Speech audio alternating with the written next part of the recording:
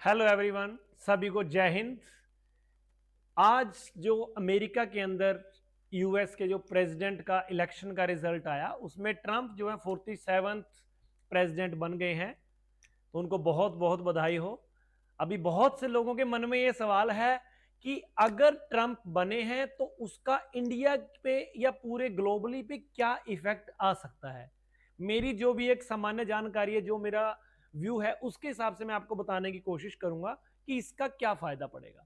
देखिए, मोदी और ट्रंप दोनों बहुत स्ट्रांग यानी कि बहुत अच्छे दोस्त माने गए हैं कि बहुत अच्छी दोनों के अंदर बाउंडिंग है और बहुत ही बढ़िया तरीके से दोनों के दोनों डिसीजन मेकिंग के अंदर बेस्ट हैं। तो ट्रंप के अंदर जो क्वालिटी में नंबर 1 में आता है वो है कि उनकी स्ट्रेट फॉरवर्ड जो वो डिसीजन मेकिंग है वो जबरदस्त है। इस डिसीजन मेकिंग के क्या फायदे पड़ेंगे हम आगे थोड़ा देखेंगे जाके। दूसरा जो मेन रीजन है, देखिए इंडिया के अंदर जो मोदी का जो कार्यकाल है वो लगभग कब तक होगा, लगभग जून 29 तक होगा। और ट्रंप का वहां 4 साल का टाइमिंग होता है, तो वहां कब तक होगा, लगभग नवंबर 28 तक। ये पॉलिटिकल इतने ज्यादा बाउंडिंग है कि इनका दोनों का पूरा कार्यकाल एक साथ रहने वाला है। उसके अंदर क्या बेनिफिट पड़ेगा, ट्रंप को जो इलेक्शन होंगे उसके अंदर वो मोदी से भी बेनिफिट लेने की कोशिश करेंगे, क्योंकि मोदी की पॉपुलैरिटी है वो वर्ल्ड के अंदर जाने माने टॉप के नंबर 1 लीडर के अंदर आज के समय में उनकी छवि, और आने वाले 4 सालों में और भी पता नहीं क्या क्या होगा। तो ट्रंप, एक नजर ट्रंप की यहां पे भी रहेगी कि जो नवंबर 28 के लिए उनकी पॉलिटिकल पार्टी के लिए वो लड़े या कोई भी आगे लड़ेगा, उसके लिए बेनिफिट के लिए वो इंडिया के साथ में अपने रिलेशंस अच्छे बनाए। वो उनके लिए एक बहुत एम पॉइंट रहने की उम्मीद है मेरी तरफ से, और जिसका फायदा डायरेक्टली और इनडायरेक्टली इंडिया की इकोनॉमी पे आएगा ही आएगा। उसके बाद जो मैंने बात करी है ट्रंप की जो बोल्ड डिसीजन लेने की पावर है, उससे क्या होगा, जो वर्ल्ड वाइड अभी क्या चल रहा है, जैसे यहां पे दुनिया के अंदर अभी वॉर चल रहे हैं, जैसे रशिया और यूक्रेन, इसराइल ईरान के बीच में हमास हिजबुल्ला जो यहां पे चल रहा है, ये इनकी वजह से एक अनसर्टेनिटी बनी हुई है, जिससे देश के अंदर ना, दुनिया के अंदर क्या हो रहा है, महंगाई ऊपर चढ़ रही है।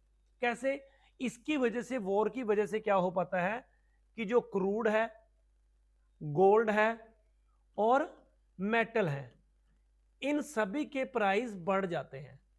तो इनके प्राइस बढ़ने से क्या है, इनडायरेक्टली हमारी जो इकोनॉमी पे, डायरेक्टली और इनडायरेक्ट दोनों का ही फर्क पड़ता है। अगर ये वॉर की कंडीशन सिचुएशंस कंट्रोल हो गई तो ये सारी की सारी चीजें डाउन होनी शुरू हो जाएंगी। जब ये सारी की सारी चीजें डाउन होनी शुरू हो जाएंगी तो इनके रेट डाउन होने से इकोनॉमी को ग्रोथ मिलेगी, और जो भी इन्फ्लेशन वगैरह है, इन्फ्लेशन डाउन आएगी। इन्फ्लेशन अगर डाउन आएगी तो जो भी ये पॉलिसी मेकर्स हैं उनको रेट ऑफ इंटरेस्ट कम करना पड़ेगा, यानी कि आरओआई, रेट ऑफ इंटरेस्ट जो होता है वो कम हो जाएगा। रेट ऑफ इंटरेस्ट कम होगा तो जो भी हमारा फायदा मिलेगा एक कॉमन इन्वेस्टर को, वो कहां जाएगा, इन्वेस्टमेंट की तरफ जाएगा। ठीक है, इन्वेस्टमेंट की तरफ जाएगा, चाहे वो म्यूचुअल फंड के थ्रू करे चाहे वो डायरेक्टली। मतलब क्या है, देश के अंदर, दुनिया के अंदर पैसे का फ्लो बढ़ेगा। अभी के टाइम पे जो ये फ्लो है, ये एक बार शिफ्ट होने की बात हुई कि चाइना की तरफ हो सकता है, लेकिन जो मोदी है उनकी जो पॉलिसीज हैं वो चाइना को डोमिनेट करने वाली रही है हमेशा से ही। ठीक है,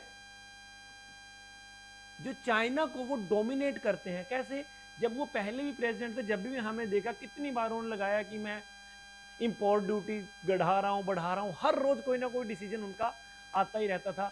तो अगर अभी ट्रंप रहते हैं तो दुनिया का जो फ्लो है वो चाइना की तरफ से घट के एमर्जिंग मार्केट की तरफ आएगा, और एमर्जिंग मार्केट के अंदर इंडिया से बेस्ट प्लेस आज के समय में कोई है ही नहीं।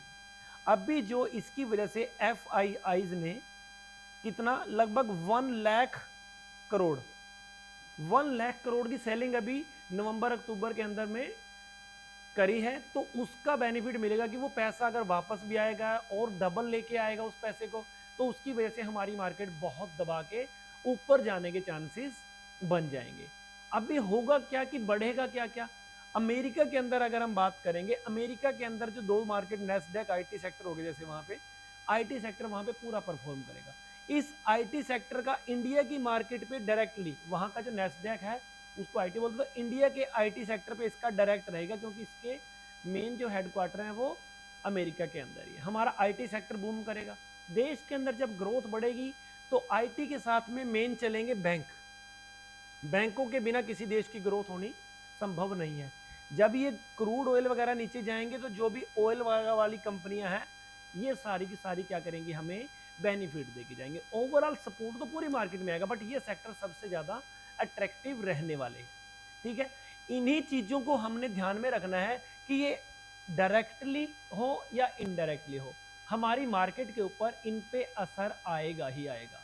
अभी मोदी जी क्या करते हैं, उनके डिसीजंस आगे क्या क्या आते हैं, ट्रंप क्या करते हैं, क्या डिसीजन लेते हैं, जो अभी वर्ल्ड के अंदर एक अनसर्टेनिटी है, कनाडा की तरफ से भी जो कुछ पीछे से आए थे, तो ऐसी चीजों के ऊपर भी ट्रंप की तरफ से प्रेशर आने में इंडिया के लिए बेनिफिट की चीजें रहेंगी।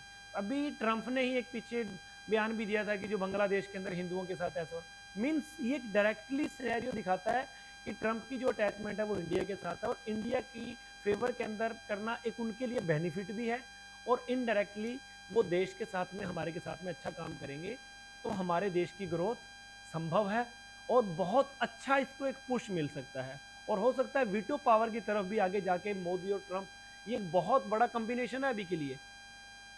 मोदी और ट्रंप अगर मिलते हैं तो वीटो पावर अगर इंडिया के लिए एक स्थायी सदस्यता के रूप में अगर ये बढ़ जाता है आगे, तो ये चीज भी हमारे लिए बहुत बढ़िया रहेगी। और कोई पॉइंट तो मिस नहीं हुआ है इकोनॉमिक ग्रोथ के अंदर इसमें करके, यूएस मार्केट, लगभग सारी चीजें मैंने कवर कर ली हैं और कोई पॉइंट बचा नहीं है। अगर फिर भी कोई पॉइंट बच गया हो, मेरी जो लिटिल जानकारी के अंदर मैंने बताया, मैंने बताने की कोशिश करी है, बट मकसद क्या है, आप लोग इन्वेस्टेड रहे, इन्वेस्टमेंट के अंदर ध्यान रखें, जल्दबाजी ना करें किसी भी काम में। कोई भी शेयर हो, कोई भी इंडेक्स हो, ये नहीं है कि बस चलते फिरते कभी भी पिकअप कर लिया। हर चीज का एक समय होता है, परफेक्ट टाइमिंग होता है, आप उसके हिसाब से चार्ट्स देखिए, स्टडी कीजिए। आपको अगर कुछ जानकारी नहीं है तो जो हमारा यूट्यूब चैनल है वेद स्टॉक मार्केट एक्सपर्ट, आप इस पर जाइए, यहाँ पे जाके आप अपने ज्ञान को बढ़ाइए। देखिए टेक्निकल से हम कैसे शेयर को आइडेंटिफाई करते हैं, कैसे हम शेयर्स के अंदर फंडामेंटल के बेनिफिट उठाते हैं, तो ये सारी चीजें जो जुड़ के आएंगी एक साथ में, एक शेप जब तक नहीं बनेगी। सबसे बड़ी जो चीज होती है ना मार्केट के अंदर, वो क्या होती है, डिसिप्लिन, है ना। तो डिसिप्लिन जब तक आप नहीं बनोगे, डिसिप्लिन के बिना जिंदगी अधूरी है। तो जब तक आप डिसिप्लिन बन के सीख के मार्केट के अंदर आगे नहीं बढ़ोगे, कुछ भला नहीं हो सकता।